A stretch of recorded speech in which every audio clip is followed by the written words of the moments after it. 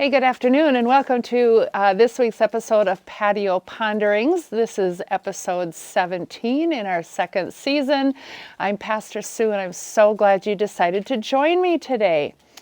I am recording a day earlier because it has a spring-like feel outside, and it feels so good to have a little bit of warmth to the air. To hear the water dripping as it melts, to have the sunshine. So today, my patio is at the home of a participant in the Trondheim faith community. And this person lives out in the country in this big house that feels reminiscent of a farmhouse. And it has been a multi-generational home. A home in which parents, kids, and grandkids have all lived together. And it's this idea of family, kin, if you will, that is part of what I'm thinking about. So this past Sunday, we finished up with our reading of the Sermon on the Mount. And we talked about how Jesus in this sermon is painting a picture and giving instruction about living in the kingdom of God. Now, recently, over the past, maybe 10 years or so, maybe longer, there's been an impulse by theologians and biblical commentators to talk about the way in which God wants us to live, the vision that God has for us, not as a kingdom, but as a kindom. So no G. And so the metaphor then changes because for many of us, kings and queens and emperors and kingdoms, they're not part of our context. And so we don't relate to that well. And so we shift the metaphor of understanding God's desire for us from a kingdom to a kindom in which it's not a kingdom or the rule of an emperor that we're imagining, but it's a family.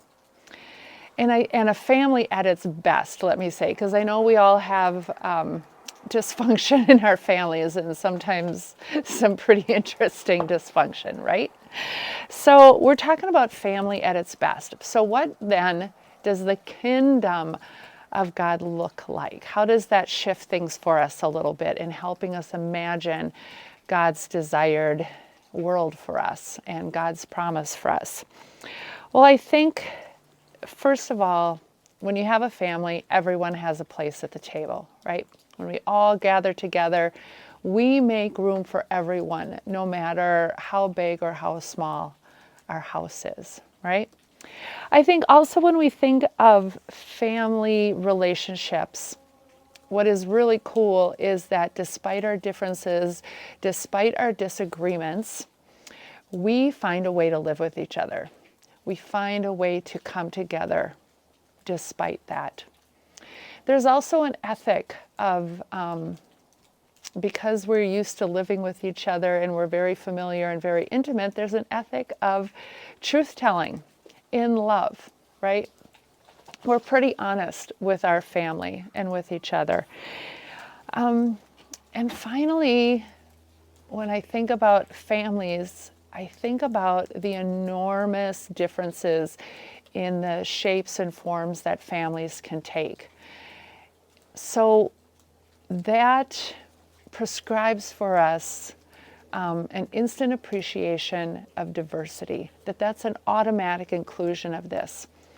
And so I really like this idea of the metaphor of a kingdom of God because it really embraces the radical and equitable inclusivity that Jesus is all about. So what do you think? How have you thought about the kingdom of God? Has that been helpful for you? Is the idea of the kingdom of God, does that help you access God's desire for us and God's promise in a little different way? And if not, why not? So as always, I love to hear what you have to say. I hope you've had a chance to enjoy this incredible weather. We'll see y'all on Sunday. Bye.